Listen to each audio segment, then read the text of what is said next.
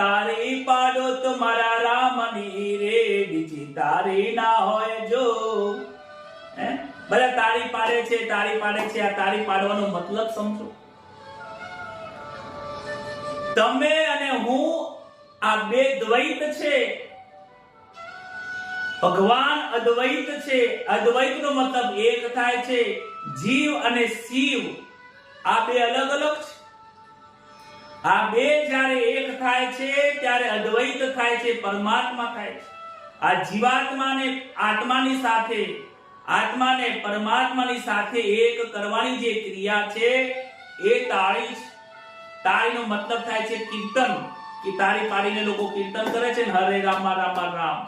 એમાં બે હાથ છે, એક જીવ છે, ડાબો હાથ છે જીવાત્મા છે, જમણો હાથ છે એ શિવાત્મા છે, આત્મા છે, પરમાત્મા છે.